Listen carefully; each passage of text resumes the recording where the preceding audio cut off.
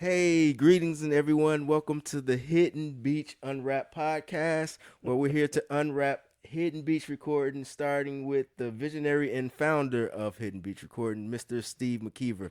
I'm your co-host here, PJ, and we're here to talk about the stories, moments, some insights that talk about the journey of Hidden Beach, starting with the beginning journeys of Steve McKeever. I would say that we are honored to be here by a true industry vet, over 30 years of in the industry, working with some of the biggest names that you know in the music industry, from Stevie Wonder, Diana Ross, Lionel Richie, who am I thinking? Boyz II Men, Queen Latifah, just to name a few. Um, He's responsible for millions of records sold, Grammy nominations, all those things. So, with that being said, that means he has a whole lot of wisdom that he can share with us today. And so, I want to say that we are honored to have him here. Mr. McKeever, thanks for joining us and give thanks for sharing, being willing to share your story. How do you feel? Oh, I feel good. I mean, it is. I don't think you could see the sores in my arm from being twisted by PJ to be here. At least I hope covered up on. But I appreciate your insistence to at least get this started. And there, every journey starts with the first step. So There it is. And this is so, us, sitting here, and this has been PJ's vision to lay this out. So I'm glad that at least you're here since you see this so well. my vision, based on you guys' request that you wanted to hear more of what's going on behind the scenes in Steve McKeever's life. So give thanks for everyone that pushed the comments that I've seen over this time that inspired me to say, hey, I got to nudge him a little bit more to get these stories out. So yeah, give thanks to That's all a of you master there. of understatement when you talk about nudge a little bit more. This is, you know, bulldozer, but um, no, it's good. I'm happy to be here. I'm just not normally. I've done a few little sit downs on this sofa before in our conference room, um, but I'm always happy to share um, what was a pretty pure inspiration behind the label in this whole Well, journey in the first place. so you led us right into it. So you was talking about everything starts with a first step, and usually that first step starts with a dream. So Mm-hmm. as we were talking about, it was my dream to get you in front of a microphone to share your story, but your story started with a dream. Like we all as kids, I want to take you to a youth. We grow up. You grew up in Chicago the same way I grew up. Mm-hmm. You mind sharing a little bit of your upbringing in terms of just Chicago, like what the area you grew up in? I grew up on the south side of Chicago. Initially, was at 76th and Wentworth, a couple blocks from the Dan Ryan, at 76th Street, and then moved to Hyde Park when I was like around third grade or so, and which was a radical Yeah, change. move. I was just Yeah, thinking. Yeah. change, and but it was a beautiful microcosm of the world that didn't exist in Chicago. Chicago was it still may be one of the most segregated, cities in Agreed. America. Yeah. I mean, you Um, have towns that's named. I mean, it's not proper, but it's say Jewtown, Greek Town, Chinatown. So it's like yeah, it's kind of that segregated. Like that. yeah, I don't think you can. That first one is properly said anymore. But That's what I was saying. Yeah, we yeah, can't say it anymore, but that's how it the origin going to which them yeah, time I mean, when we you the grew up, times you're grew talking. up. Yeah. Yeah, no, Yeah. because that's what it was referred to. And but it was really a heavy second without the internet and without social media and everything else. You really only knew what was going on in You your were. Yes. neighborhood, um, and I was really lucky to grow up when I moved to move into pretty much I think was the most in at Hyde Park because the University of Chicago was pretty much I think the most integrated Integrated section of the city. part of the Midwest Probably from still what I is. understood, and so I saw a glimpse of life that I thought was everywhere, but was almost nowhere. No. The way we were, I think the first black family on our street, but meaning where both parents were African American. But since it was Hyde Park was only a safe place, since for integrated couples to be, I mean I'm saying safe, to be. I think in fairly short order we had 7 mixed families on our street, and so that was normal. That was a relatively normal thing. We had 2 or 3 synagogues from, within a block away. And so that was normal. I didn't realize, the extent of how much the Jewish population was a minority in the country, because in my neighborhood, they were so prominent. Yeah. And it was a beautiful perspective on growing up. Not because we were really sheltered, I guess, to some degree. I knew my mother's an African American historian and is a school teacher, and so I learned a lot about things that weren't in the history books necessarily, or weren't given the sort of fair. Reading in the history books, but it was a beautiful innocence, I guess, is to how really tough things were, outside of our little bubble of Hyde Park. One of the earliest stories I remember in that regard is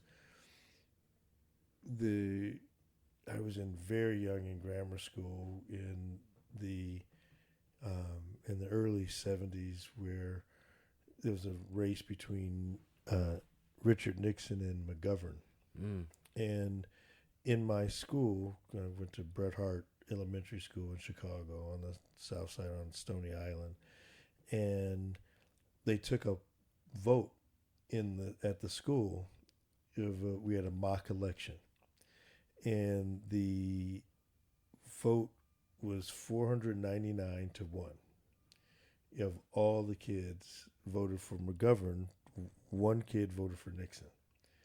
And that kid got harassed after school. And it wasn't because people knew anything about the positions of the political parties. It was some teacher said, "Oh, wow, the news crews, if this had been 500 to 0, have been such an anomaly, or that we were going to have news crews." And whoever said this was probably exaggerating, but by telling, and this was the older kids that took this to heart, by saying that, like, the rumor went out that, we were going to be on TV, but for so this. It made everyone feel like he made them miss their chance to be on TV. Exactly. And so on my way to school, being in a pretty liberal and, neighborhood and of a college campus, how most college campuses were, I used to feel sorry not knowing anything about Nixon, nor anything. Like, God, this dude doesn't have anybody. Any supporters. Nobody. Is like, there's no, you could hear any parent, anybody talking about, rah-rah Nixon or whatever. And it was one of the first reality check shocks. I think Nixon won that election by the biggest landslide, if I remember, ever. I think McGovern maybe got one state out of 49. There's been a few landslides like that. So this guy who you thought didn't have a chance ended up winning by a landslide. By monster landslide. And it was like, that made me realize, I don't live in the real world, and sort of a bit detached, sort of from that. But it's an interesting analogy, I guess, to my experience in the music business. I thought, and I've told this story a lot, I used to think that the music business was this utopia, this idyllic place. Everybody wants everybody to win. Everybody's.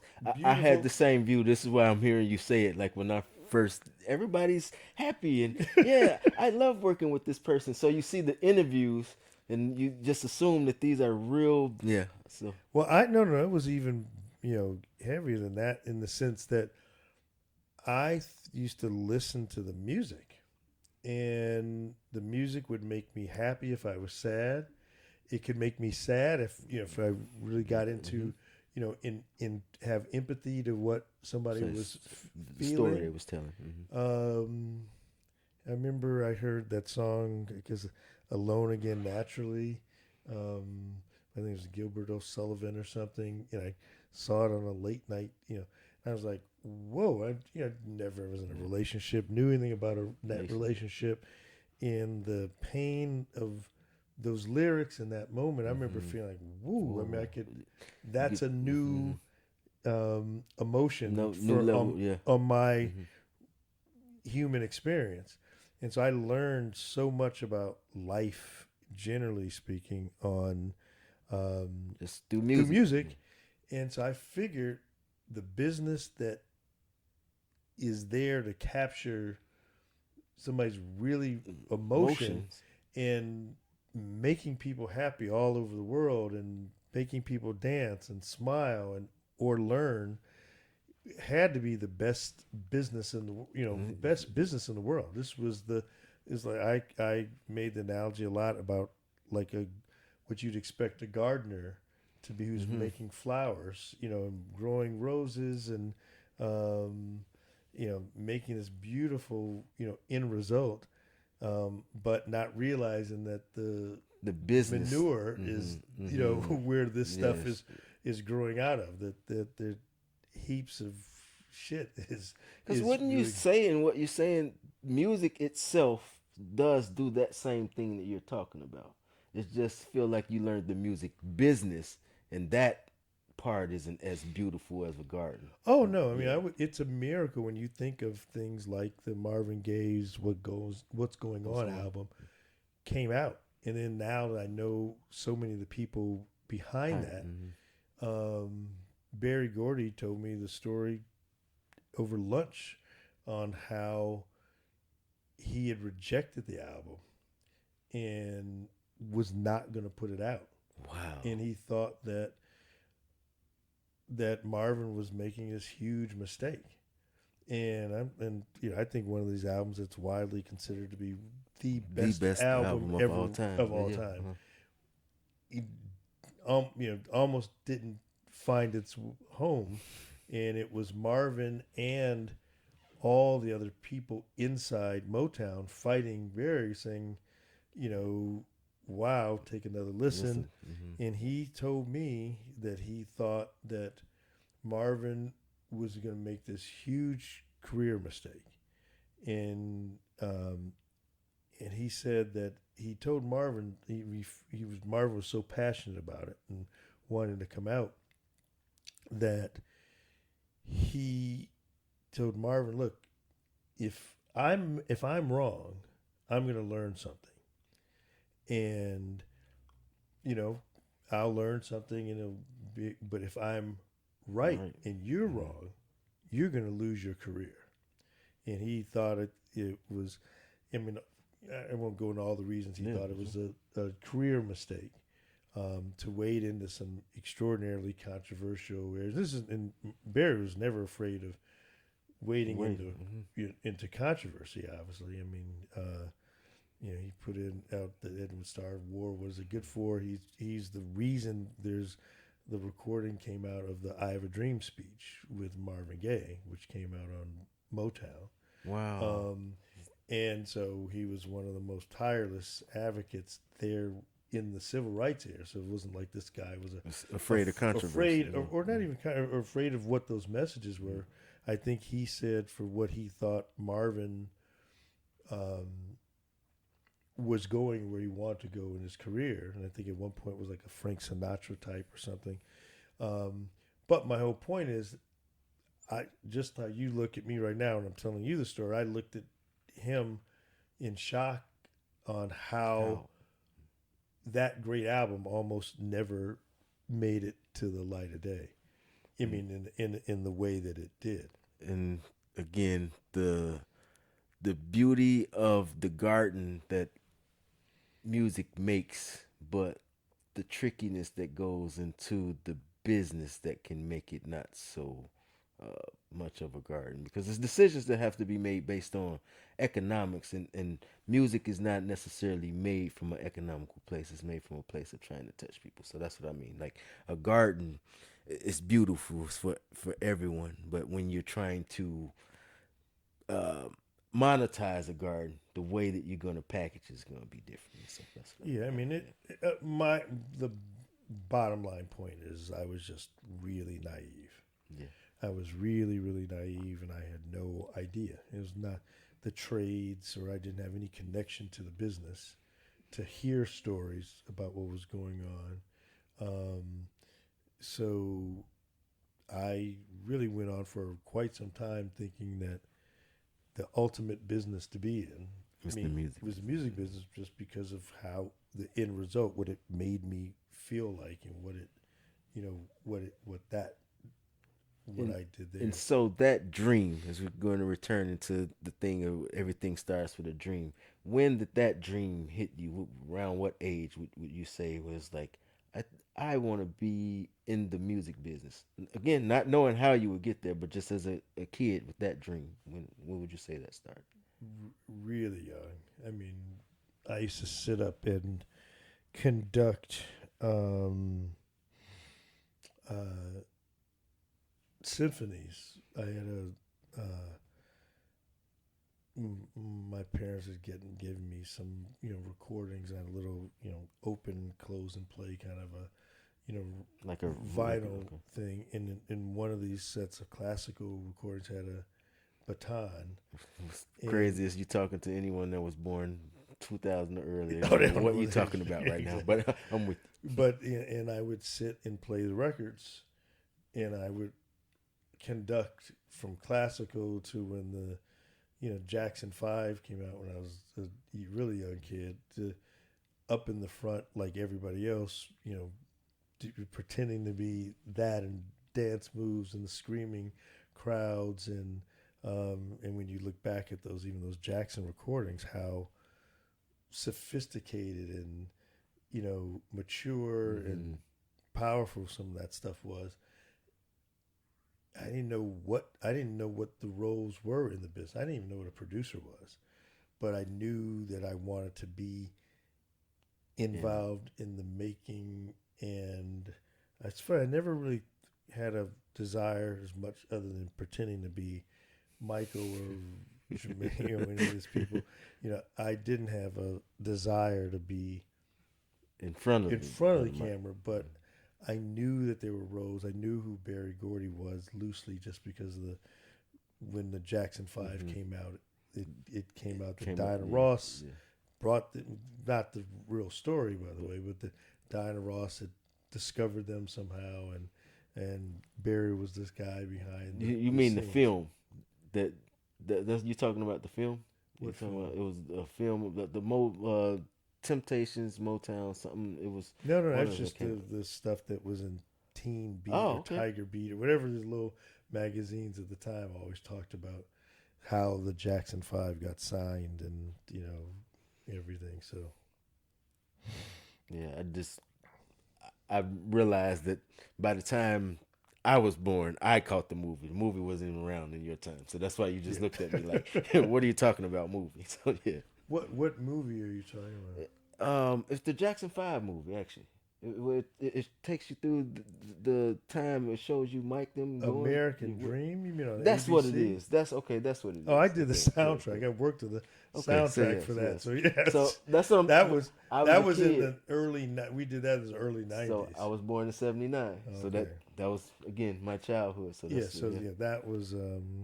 Yeah, it's really funny. I was at Motown at that full time. circle. I want to just take a moment to pause. Y'all see it. this was my childhood, and he's like, I've been a part of it. So this is why we're joyed to Well, have it him was sit down and actually talk to us. Suzanne DePass who used to work at Motown, who was the person really, in charge of and dealing with the Jacksons and Michael and that relationship. She's the one who did I think it's American Dream. I think it was a mini, maybe it was a 2-part mini. I can't remember. It was American Dream. I do Yeah. remember that one. And Mm-hmm. so, we in fact just ended up signing the kid who played Michael in that piece, who's super, super talented and had really off to play you some of that music. Yeah. But See the gems here. So I just wanted to talk. So we're continuing with the dream. You realized that early, but you didn't know roles within it. When did you kind of figure out what it would take for you to do to really be in the industry? Like, I still didn't know about roles. I still didn't know. And the first time I think I read something that was something specific that at least seemed attainable, was an article I read in Ebony magazine about a guy named David Franklin. And David Franklin was a big entertainment lawyer in Atlanta. He later got into some trouble and had some issues, but he had Richard Pryor and oh wow, Luther Vandross and Earth, Wind and Fire. mm-hmm. It is big mansion in Atlanta, and that was featured in the Ebony. And he was an entertainment lawyer. I'd never heard of that before. And my dad went to law school at night when I was young. I think he went when I was in second grade or so. Okay. He went from me being in second grade to sixth grade. He had full-time job, later taught, and then went to law school at night. And so I understood that was a path, going to school, and with education, the type of doors education could open up for you. And in the black community then, it was almost like if you're going to get a higher education, it was 2 routes, like doctor or lawyer. I didn't know what an MBA was. I didn't know engineering. I didn't know anything else other than those 2 things. So when I read the article, I remember thinking, oh, this is a way I could get into the business. It was just a door to get into the business. And since it's the only one I ever knew of, that's what led you that. to entertainment law. That's what led you to. Okay, that was going to be actually my next question, and you actually answered that. So, finding that path, you're like, this is my way to get in. Was it a certain school that you had your sight? I know where you end up going, but it was absolutely. I knew nothing about the difference of law schools or what even law. I didn't know how long it took. I knew at night it seemed when you from second grade to sixth grade, and every night what my dad went through and the stacks, it seemed forever. So when you talk to somebody and say it's 4 years and that's how long it took at night, and you were 8 years old, 9 years old, that's half your life. So it but it was the only possible answer I had, and I grew up in a house where I didn't have a choice. That was where I was going to. How supportive were family and friends with your vision? Because my mom is more of a sort of creative, nurturing side, I guess, but because you didn't have any friends or anyone that you were saying that was in it, so it seemed probably unrealistic to those around you as well. Yeah, it just didn't. It just wasn't a career day.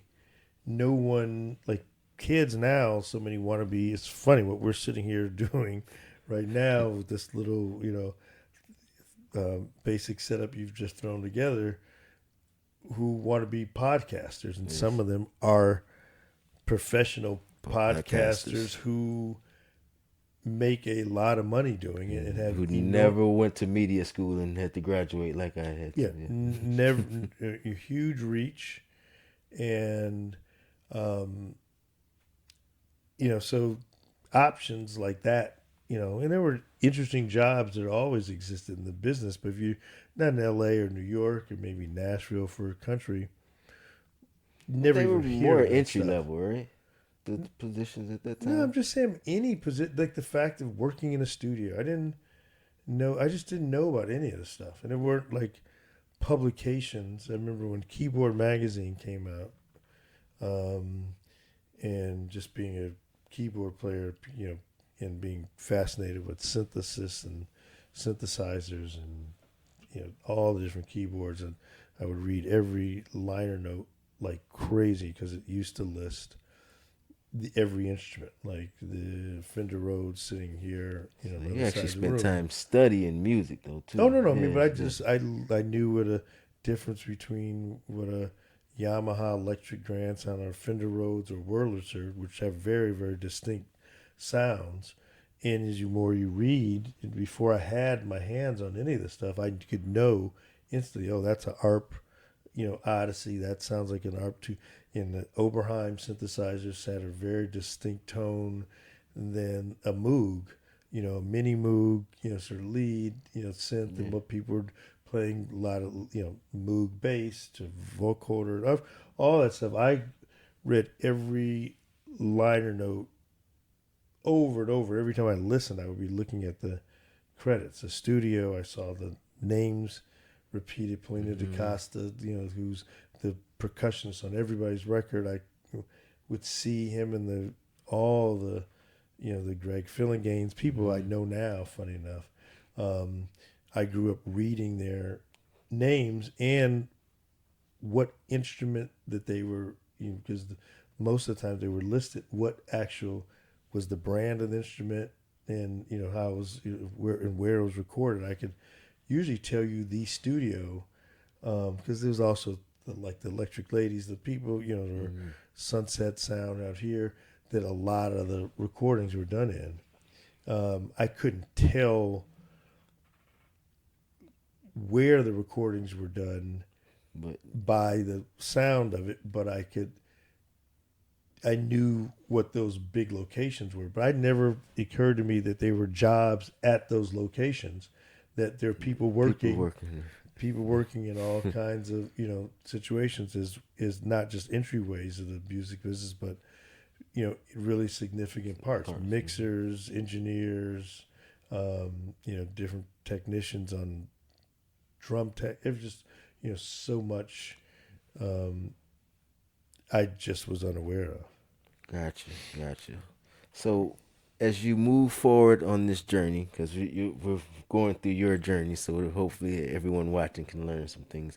As you're going through your journey and you begin school, you go to school to be a lawyer. I'll even take you to the point of where you graduate.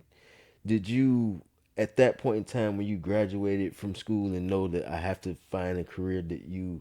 Oh, by the time by the time I graduated and I was coming out into the real world, um, I at that point I'd read a ton I read Billboard, religiously every week.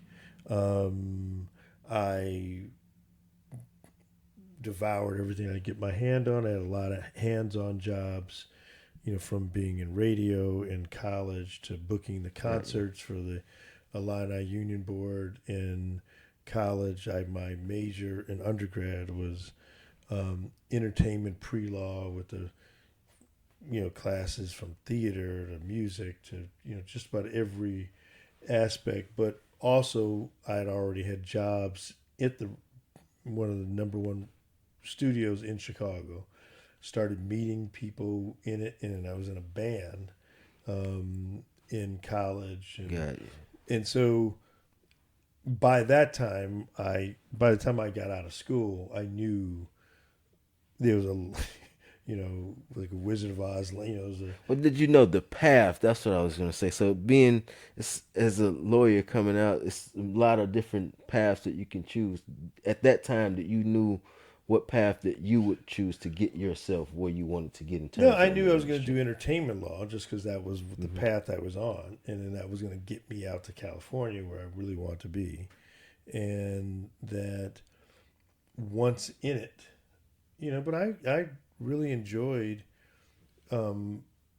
practice initially in helping. I learned when I was in the recording studio that how um, these contracts were like foreign language to most artists who I knew small things like the word perpetuity it meant forever. And so I would be able to translate that to people who were like my heroes in the recording studio I worked at, PS Recording Studio.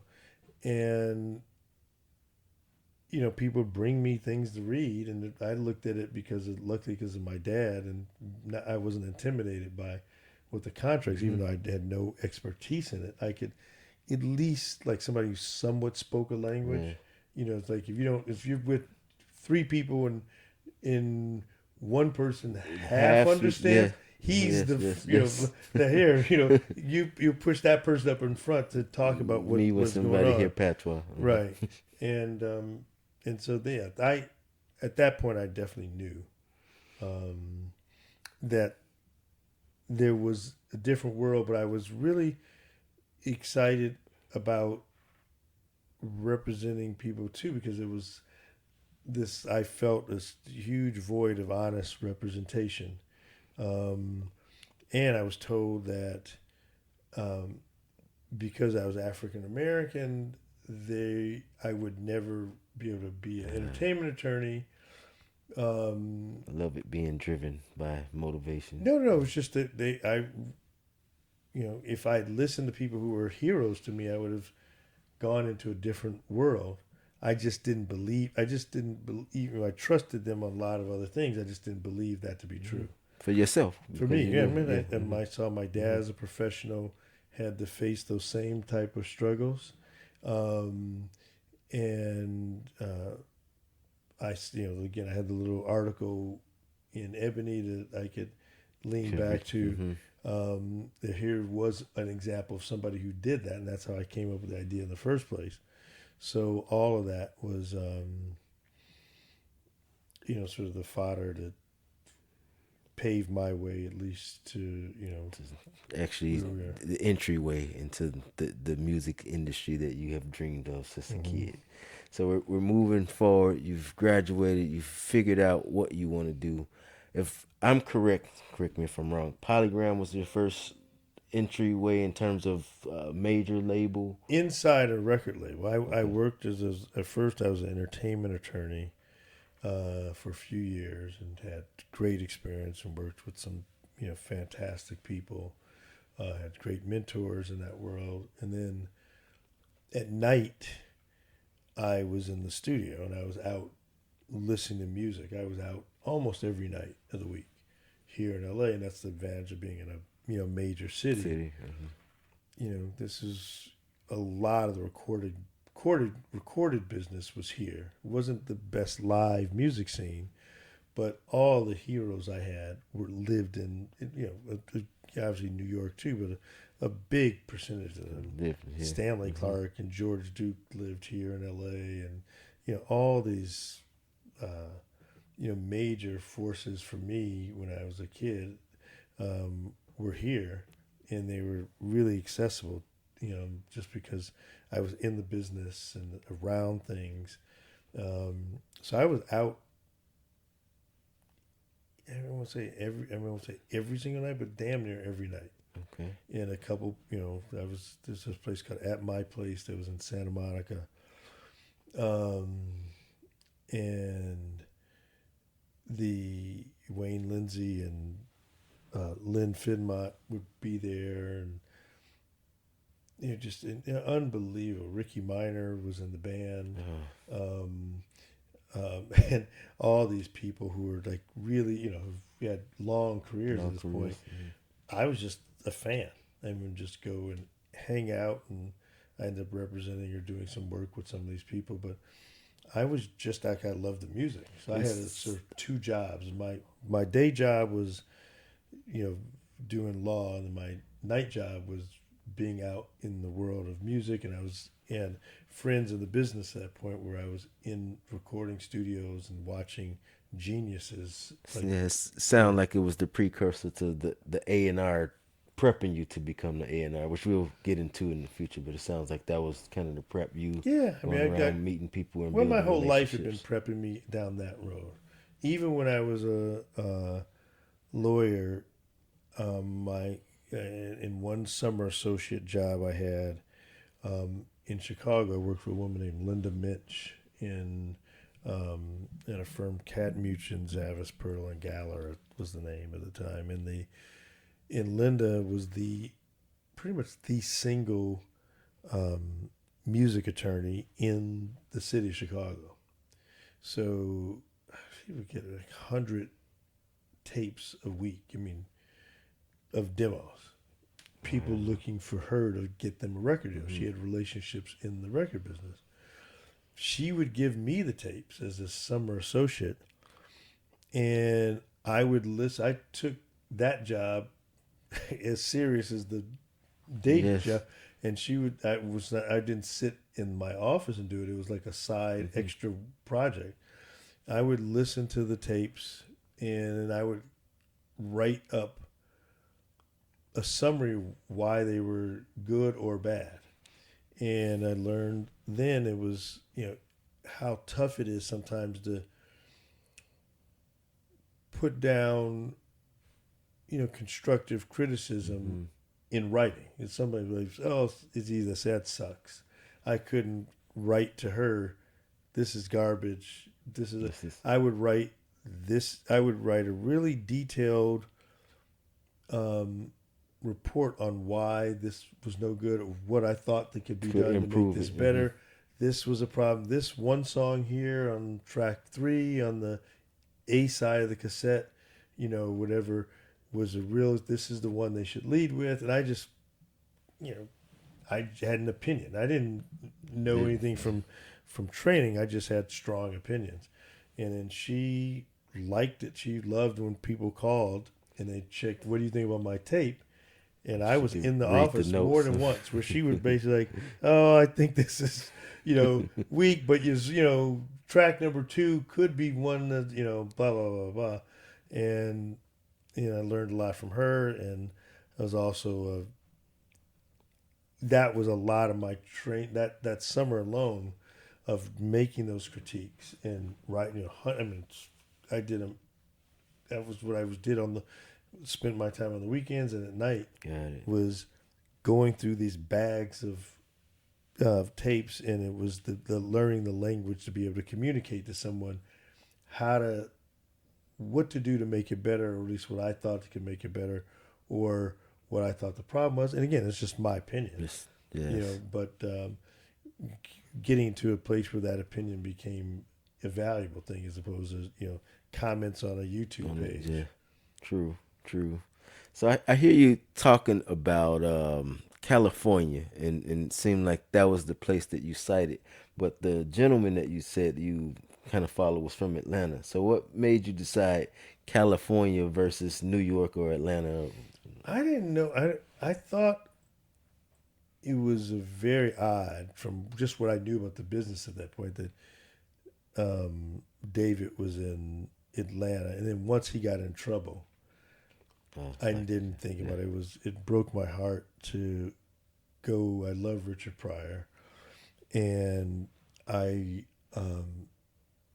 Richard Pryor did a stand-up movie. It would be like a Netflix special now, but a concert film.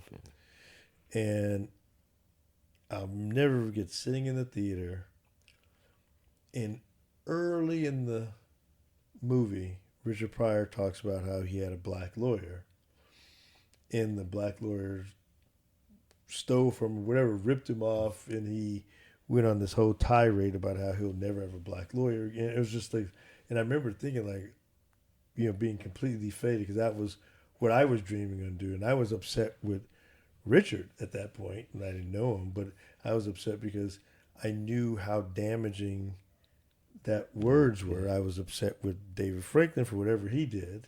I never got into no truth or whatever, but I was upset that by being this leader in this field, by dropping the ball, so to speak, and a bunch of clients were upset with him that it was going to make it much harder for me. Sort of trying to go down that same path. I don't think I can ever remember thinking Atlanta. I never kept hearing that was the place to be. Music. It later, and especially in the '90s, it did become a real hotbed of a place to be, but not when I was, the decade earlier when I was. In New York was too cold for you. It's the same as Chicago in terms of like weather. Chicago, New York's probably better than Chicago weather-wise. It's so funny. I've been transfixed by California ever since I was little. All the little stuff I wanted to do. I used to watch this show called Battle of the Network Stars. And it was on the grounds of Pepperdine University in Malibu. And they would show these shots. This was before there were drone shots, but like crane shots. And it was, we'd be watching in the wintertime. I think it was a summer show, but maybe the reruns or I can't remember, but I remember it could have been in the middle of summer and the weather would be crap. It could be crappy in Chicago. And I remember watching the stuff and like, that looks so great compared to what we were dealing with in Chicago. And but the kids were skateboarding and in swimming pools. Everything that seemed to be new and cutting edge and hip seemed to be happening. And then all the recordings, mostly I knew that there were great things recorded out of New York, but there was so much of what I loved that I knew was recorded at Ocean Way Studios or Sunset or all these different places. So it just seemed like that scene was makes sense. In LA, and then Motown had moved there, and the Jacksons had moved there, and so there's a big exodus from Detroit, obviously, and other places to come to LA. And for me, it was Capitol Towers. I always I wanted to see it up close, come and see. So when I got a chance to come out here and see it, I felt like I made it at that time to see that. So it's still a super iconic place. So we got California being the place. We were kind of. Well, I was asking about Polygram. Was that being the first place? And you talked about that you had a place before then. So how did you end up at Polygram? I got recruited to come there to sort of head up. It's funny to say head up because I was the department of one. There's actually another lawyer there, but he wanted me to head up the business affairs department and start what was going to be a West Coast deals at Polygram. And I realized in sitting and talking to an artist, asked me a really important question that I didn't have the answer to. He said, we were gone through, I used to sit down with my clients almost line by line. I said, this is, I always figured the clients were better clients when they understood what was in the contract and what was everything meant. So before, after we negotiate or signing a record deal, I would get the conference room, and we would sit there for about usually 2 hours to go through the contract, paragraph by paragraph. This is what this means. This is how you get paid. And I was with a artist. It's funny enough, a jazz artist, and had a deal with Columbia. And we were sitting down and going through. This is what this means. This is what you're going to get. And he said, okay, I understand. This is my percentage. He said, but how much is the record company going to make? And he said, how much do they spend on this? They've got overhead, they've got people, but how much are they going to make at the end of the day? If I'm getting this, 12%, 15%, whatever it may be, if I'm getting that, what's the rest of the 85%? How's it distributed? Yeah. And I remember, in sitting in that office, in sitting there with this question, I didn't have the good answer of how much do companies spend on promotion, how much is overhead, how much is the mechanics of doing this stuff.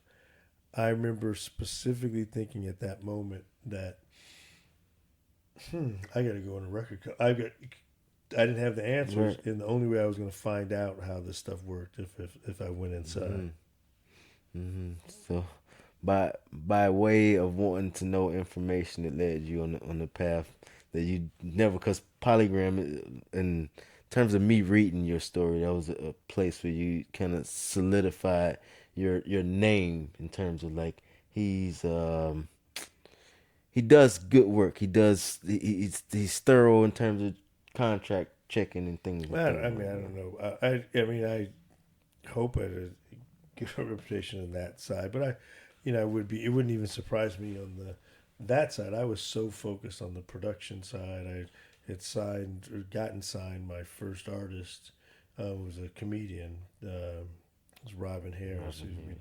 And so I was producing this thing. Bebe's kids. Yeah, I was producing his first album and brought him in, and so I was really focused on that side of the business. The reason I just mentioned it is because a lot of people knows Bebe's kids. Even I grew up on it, but they don't know who had a role into bringing it to us. And so this is part of sharing your story and giving you your accolades for bringing culture to us. I mean, it's not just about trying to I don't know, not trying to use the word. I want to give flowers. I guess that's what I'm trying to do. Like in addition to sharing stories that I'm hoping people can gain value from learning your journey, it's my opportunity to give you your flowers that I know you don't take, because you're so humble. You know, for those that don't know, he's a very humble spirit. So because you're so humble, you won't get your flowers. So I just wanted to take a moment to let ones know that they watch these things or have experienced them and wanted to know who was responsible or played a role into bringing it to their lives, to making it part of the culture. So that's all. So give thanks to you for that. Yes. What I referenced is the point in time where you kind of start to get your respect, because I and me learning your journey, again, correct me if I'm wrong, shortly after you started to work with Motown. So I was wondering if the time, or I guess I was assuming the time at Polygram made the people at Motown say we have to have him on this team. Is that what happened? No, I somebody used to work at Polygram and I worked with, who was my boss, or later became my boss, left to go to Motown. Got it. And after he got over there, it was starting up again after Barry had sold the label. They were looking for the Gerald Busby, who was a mentor and responsible for me being here now, at least in the business is concerned. New Edition, correct? He signed New Edition. He signed, Janet Jackson. He's had an amazing career. Built the black music division at MCA, did it at A&M before that. He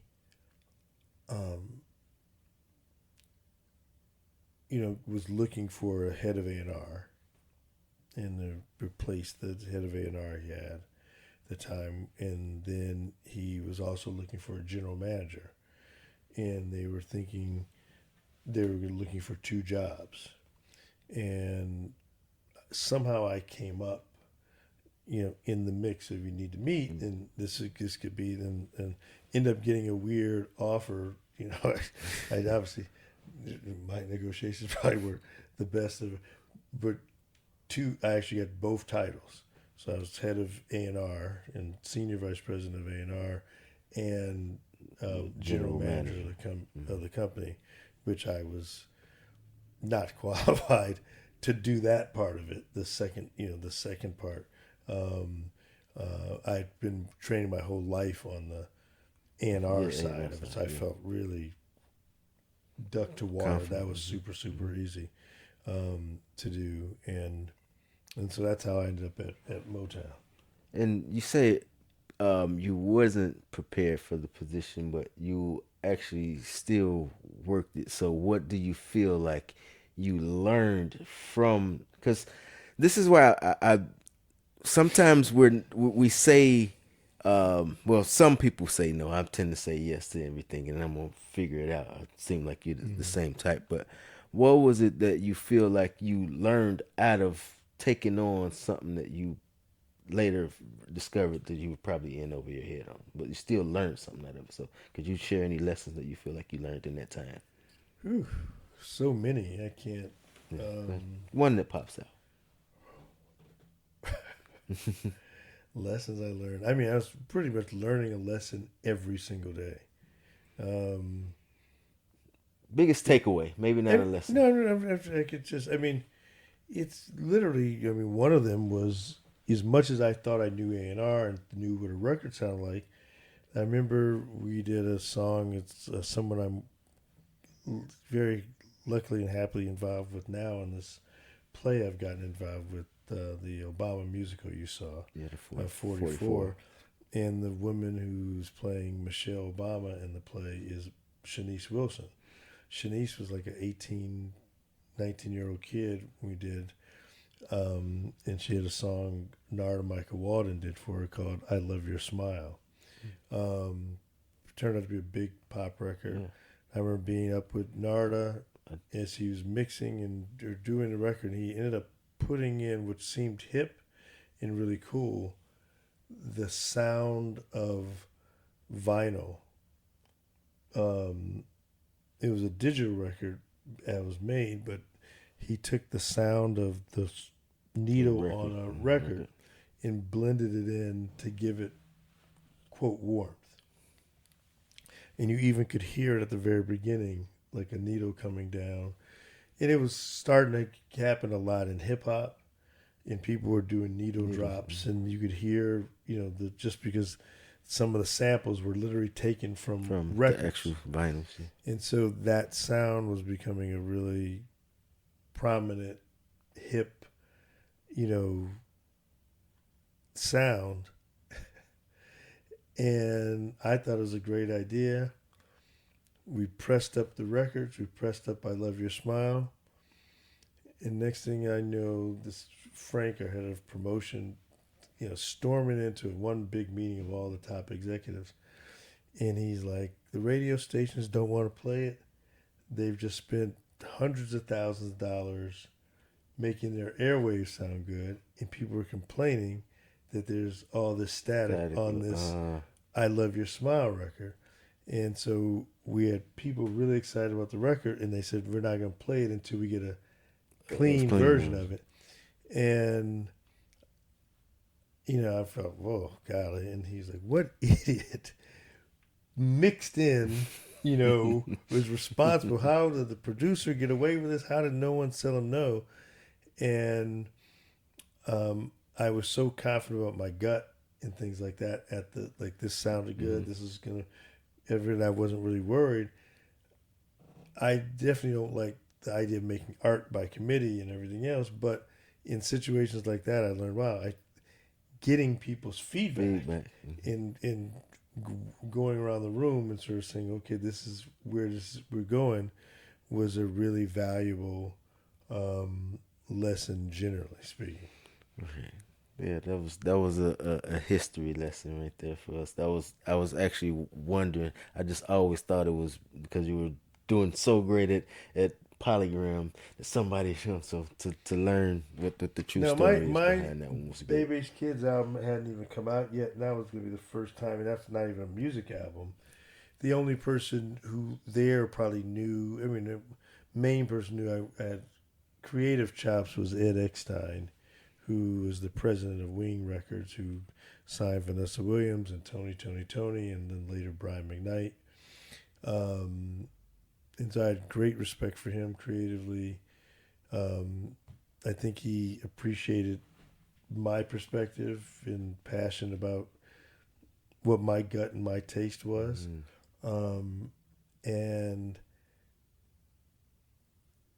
yeah, but I don't think by the time Gerald saw it, when I met him, he saw all the stuff that I was involved in, the relationships that I had, and in my musical opinion, he really valued. Right. And so even way before he gave me the job, he would send me records that they were working on, and I did the same thing I did years earlier for Linda Mitch, where I was writing up critiques and real detailed, putting in writing a very, very detailed set of directions of how I thought this song or that song could be made You better. can turn into potential hit. Mm-hmm. Right? So then you start to have this successful run at Motown. Um, do you feel like I finally made like all the stuff that I've been doing, I've been working for, as it's starting to happen? Do you feel like I finally made it, or is it like this is this is a stepping stone to get me to a bigger place? Like, I think it's a stepping stone. I mean, I thought it was at the um, time. I mean, we know, and as time has played out, of course, we know it is. But I was saying, your mindset at the time, were you thinking, no, most people, this is a career. I'm set. I'm head of A&R. So was No, I that mean, I where was you were? also 29 when I got that job. So I was, you know, never pompous or, at least enough to think out loud. Oh, I've made it. Look, I knew that I was in a great situation. I knew that I was in a very rare, fun, exciting, unbelievable experience working with, some of my heroes. I had gotten to know Stevie Wonder from when I was in school, and he was pretty much the only person I knew when I moved out here. And so the chance to work with him and be in the studio with him exceeded the dreams that I already was pinching myself that we were friends.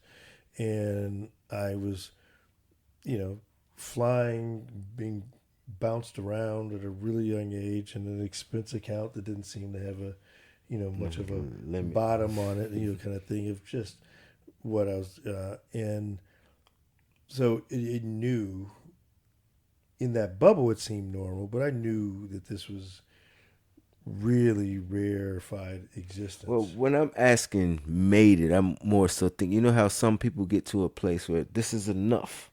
Like, did you always have the dream that I'm still set out to do more, I guess is what I'm saying. Oh yeah, I think so. I mean, of course. I mean, I've still never ever, I don't think, had the feeling, oh, I made it.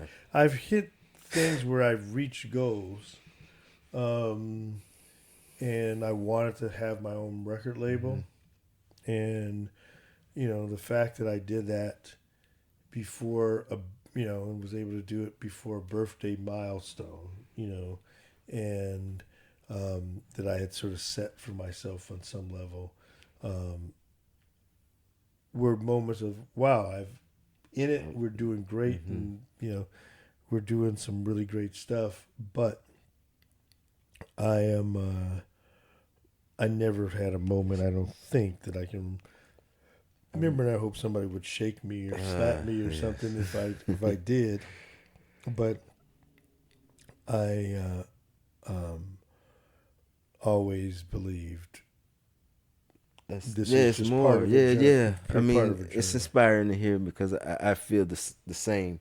You led me to my next question in there because I was asking that to say that you always have the vision that I'm going to start my own label. Like, well, not even always, because you didn't say that was always to be in the music business. But by the time you started to have that success, is what I'm asking at Motown. Yeah, even was before it in that, your once I started realizing that the business, as we talked about earlier, wasn't like I thought it was, that it wasn't this great panacea, it wasn't this beautiful and everybody's holding hands and saying, I really wanted to create a place that felt like the energy that I imagined.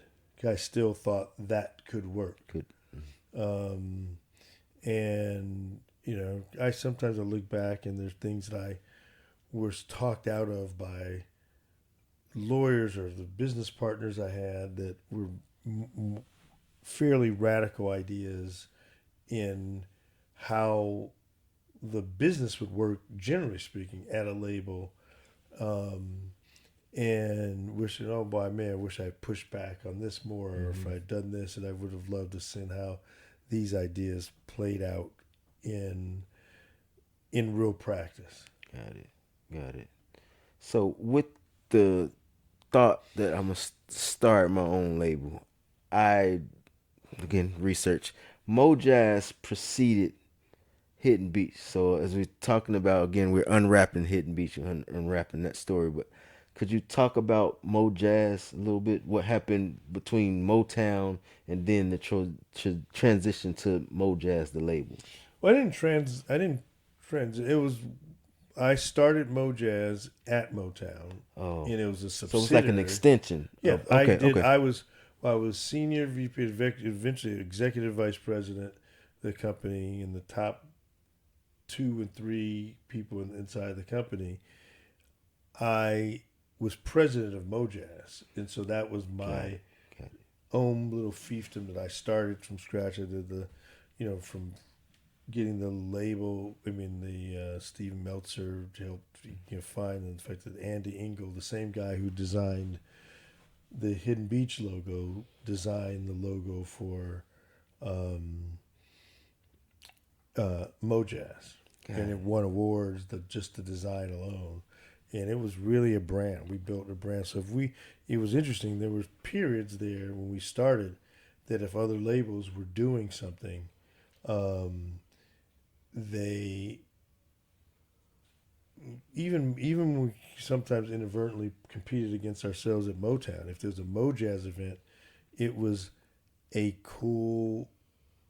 It was a really cool ass event in town. The launch party was epic, epic. I flew the entertainers in at the Santa Monica Museum of Flying in with helicopters, and these are jazz artists, Yes.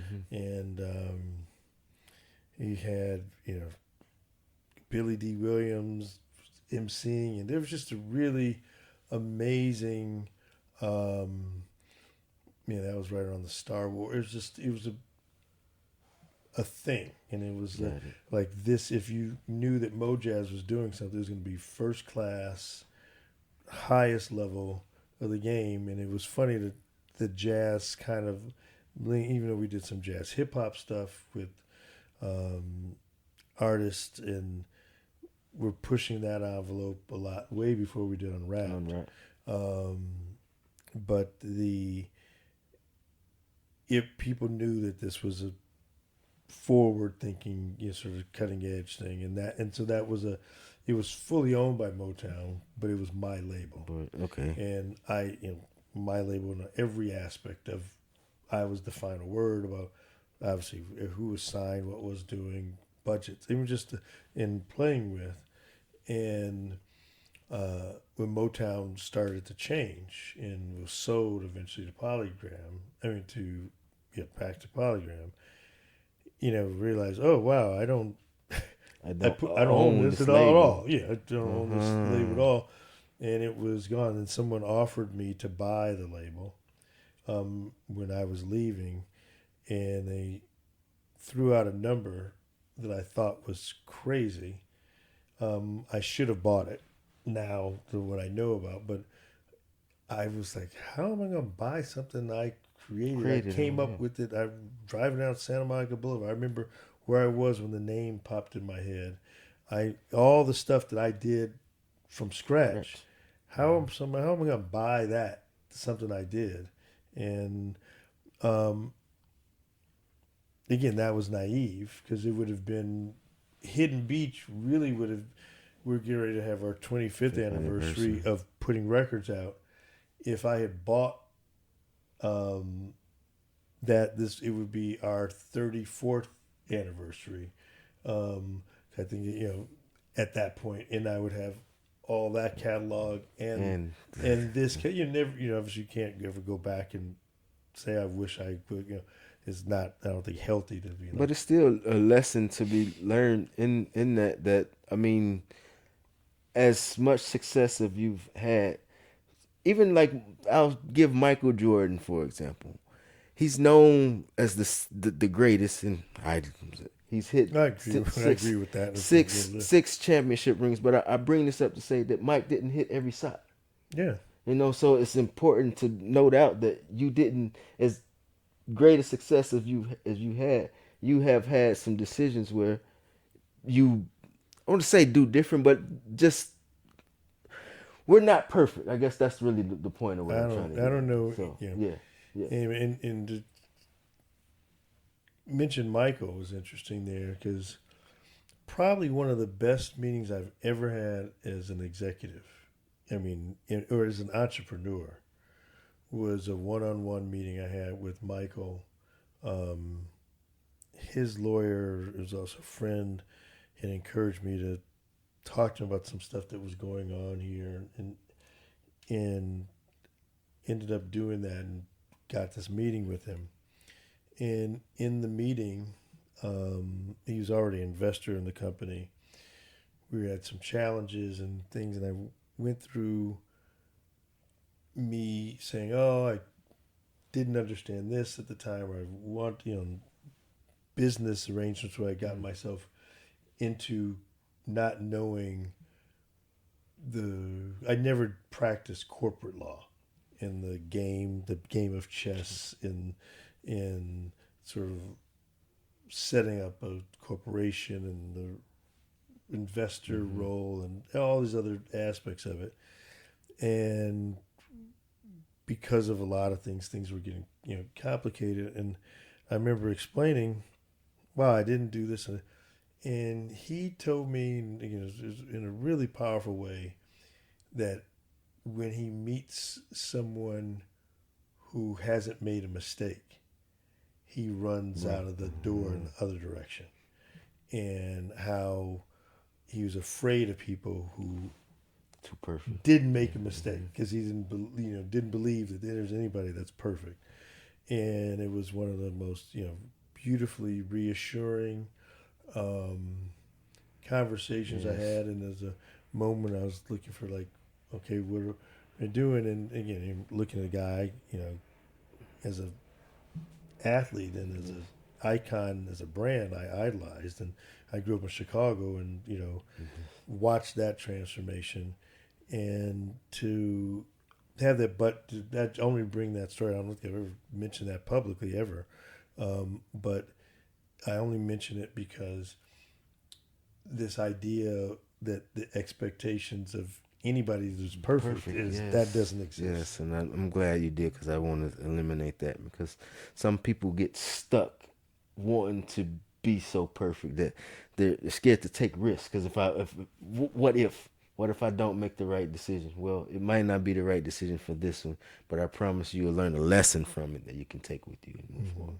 So we're just kind of we're closing. You led to it, the journey of unwrapping the journey of Hidden Beach, starting from the beginning. Um, you were referencing that Hidden Beach, well, Mojazz was so successful, but it wasn't yours. And so my question, I guess, with that is that where you said, you know what, I'm going to start my own label, even forget the name Hidden Beach, but is that the point in time where you say, you know I what? knew it probably earlier than that. When the dawning on it about that, it was a meeting I had.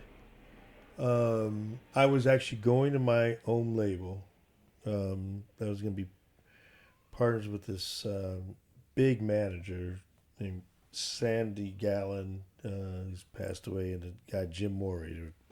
They managed Michael Jackson. It was a huge thing. He had approached me somehow about leaving Motown, and we were going to start our label together. And I was going to run it. They were just going to. They had the connections inside the business, and I was in a meeting. I think they must have represented Johnny Gill or something, or I can't remember why they were in this meeting or what this was at the time. And Johnny was a big artist, and there were 40 people in the conference room, huge conference room, where every seat is filled. There's even people in the back seats. And I remember looking around the room of how many people they were there, And I was sort of thinking, I'm sure everybody's job was important, but I remember thinking how many, we had just hired a bunch of new people. We had a blank checkbook from Polygram to expand the staff. And I remember thinking, how many people are really going to make a big difference in the life of this project? Or who, okay. what, how, who? I remember sitting there thinking, there's maybe 5 or 6 people who are super key in, at least at the beginning of this, to help make this work. Make it possible. And I was also sitting there looking around the room thinking, my God, this is a lot of people in this meeting. And thinking that monster changes were getting ready to happen to the business.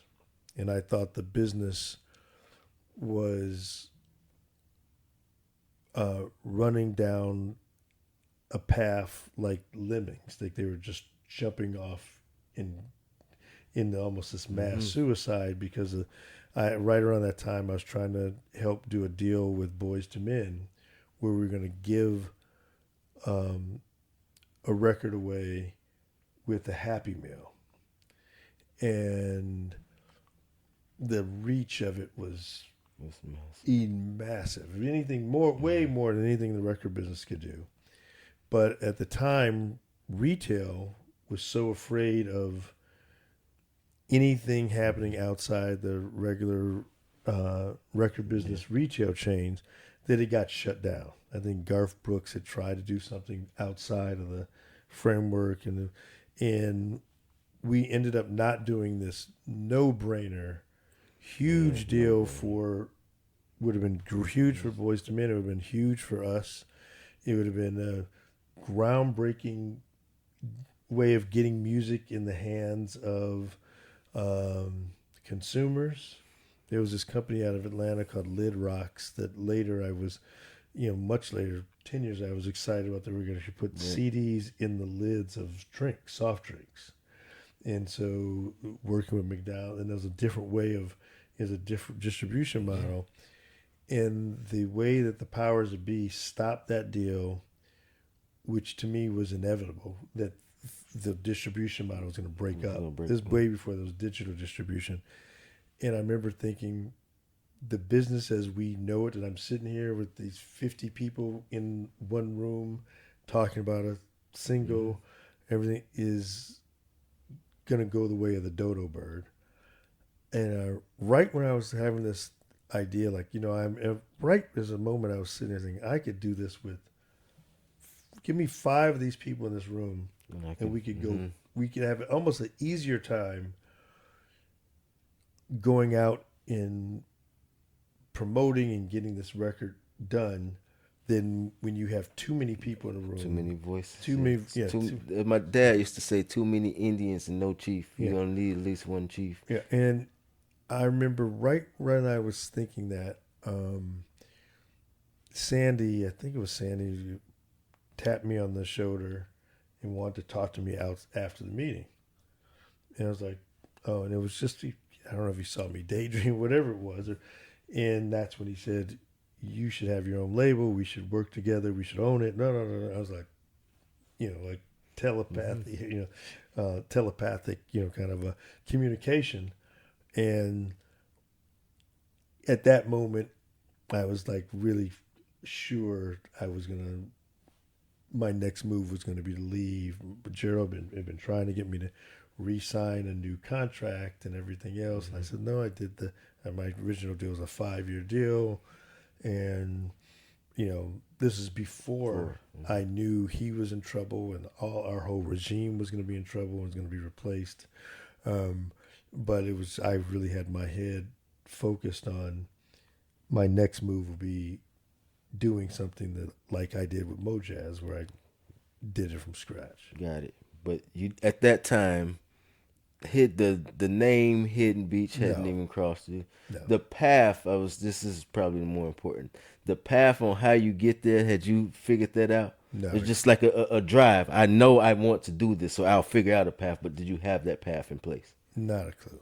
No idea how it was going to happen. I didn't have to think of it because the deal that I was doing, we were going to do with Warner Brothers at the time. At that moment, was going to double my salary. It was going to have ownership, and it was crazy budgets, and I was just getting, married. It was just like, it's just like, if this how easy this is, like, I didn't know, the obstacles or the hurdles or anything else is in the way. It was like, I sit here in a meeting thinking I should start my own thing, and somebody taps me and says, you should start your own thing. I didn't have to figure it out. So the next thing was going to be inside the Warner system, and it was literally on my way on a flight on my way to Africa on my honeymoon that I happened to get the New York Times, and in the newspaper I saw a little blurb about the chairman of Warner's being fired. And I remember like, my deal. Yeah, I wonder if this is going to have any effect. But I went away for 3 weeks without cell phones and internet. There's no internet. And when I came back, everything had changed. Danny Goldberg was the guy I was doing the deal with, who was our point person. He was out. Everybody was out. Everybody was changed. When I finally got my partners on the phone, I was like, hey, where do we stand? What's going on? We had contracts. I was going to come back and make my announcement I was leaving. And, not only did I find out that deal was gone, it was rumors that my boss was going to be fired, me, everybody else underneath that was going to, lose their jobs. All these, major changes happened. So I was like, oops, right. I had no idea what was next or what the next step was going to be to make that happen. So we're gonna get into the close of this podcast episode, should we say? This 5 minutes. Yeah. But just in closing, so how did it end up happening? Because this is about the story, unwrapping the story of Hidden Beach. So we're closing this episode with the story. You did everything up to this point, thinking to get to that point. But how did Hidden Beach itself come, like, from name to how did you find? Because you just talked about you lost your investor, you lost the people. How did it end up happening when it seemed so maybe good? That should be, if we're gonna do this again, the cliffhanger for the next time or something, because there it is. I guess I don't tell stories shortly or anyway, but I mean, as you said, to just let's hear and have a conversation, but that's an interesting. So he actually brought up a point. Let's make that episode number 2, because he has taken us to the journey up to this point, right? We're up. Yeah, I mean, really. I'm just answering your questions, and because this episode was really about the origins of the story. It was unwrapping Hidden Beach. So what you have done was unwrap the story from now up until, so we'll get the rest of the story on how Hidden Beach's inception actually happened. But we'll close this episode 1 with saying, if you could just identify, what do you feel like were your biggest challenge from the youth that had a dream to starting Hidden Beach?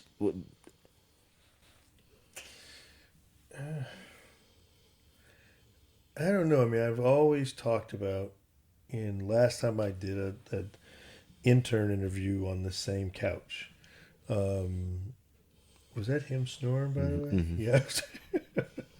That's Nelson, the A&R dog, by the way. He's been chilling on PJ this whole time. Looks like he's having a pretty intense dream. I don't know if your camera's going to catch that. But his feet are running and everything going pretty wild.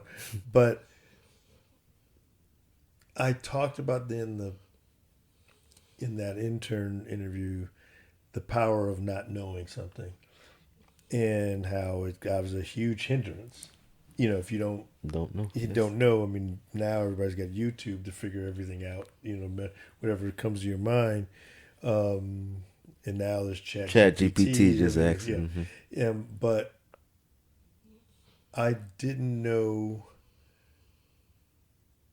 I don't have, even working in the record business and even being, I didn't really have a clue on how you start a label from scratch, and it happened so few times. No, I'm sorry. It happened so few times. There was no instruction manual that I knew of. I mean, I don't think Richard Branson's book "Losing My Virginity" or "Losing," I think that's something. The title, something like that, where he talks about starting Virgin Records, and other books I'd read about people starting labels. I didn't know.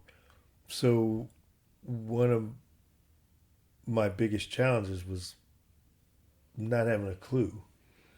But it's also one of the biggest advantages is when you don't know something, your brain and your awareness opens up 360, because you get in a mode that you know that you need to get answers, and you're looking for it, and it could be in the person sitting next to you on an airplane, or you meet on a dog walk, or in the next thing that pops up on YouTube or a magazine or some research that you end up doing. That sounds as powerful as Damon John told me when I went to his The Power of Broke. He was saying how it didn't make sense until he explained it, but when you're broke, you don't just pay for it. It make you think of ways to be resourceful to come up with it. So yeah, no question. Yeah. I mean, I agree with him 100%. And so what was on one side, the biggest challenge was, that's what I call the power of not knowing. It's like, I will look here. When you think you know something, you have blinders on, because I have the answer. Why am I going even when someone trying to tell you, you're like, I know already. I got it. There's why. And I could give you 100 examples like that, but I got it. I got it. I know it. And so, okay, so I think this has been a wonderful episode 1. I'm gonna be honest with you. I mean, I learned a lot that I didn't know already. I'm pretty sure we may only have one viewer on here with this, and we may have lost our one viewer since you've been sitting here this whole time, But like I said, this made it easy because I'm sharing it with you. We just happen to be capturing it, and you were such a part of the fabric and fiber of what we're doing now. So if we don't get the one view, I feel that it was time well spent definitely. And since you seem genuinely interested in the background, and it's really powerful what you've built on your own by starting your YouTube channel and everything else in the Rastafarian world. It's been a 10-year journey with that too. I mean, we're learning from you here, and the reason you got me dragged back to this couch. But no, I appreciate doing it. This is I guess Nelson is really signaling this time that is out. Knock this. So we'll close out this episode again. This is Hidden Beach Unwrapped, the podcast where we're unwrapping the story of Hidden Beach, starting with the visionary and founder, Mr. McKeever. So again, Mr. McKeever, we give thanks for you sitting down and taking time with us to share your story, and we're looking forward to learning more. Okay, great. Okay, I enjoyed sitting with you, man. And for everybody that's watching, make sure you leave comments below. We're going to read all of the comments. We're going to respond to all the comments. If it's something specifically you want me to bring up or you want us to talk about, you want him to share, leave the comments below. Please subscribe to the channel if you haven't done so already, and we'll catch you in episode number 2.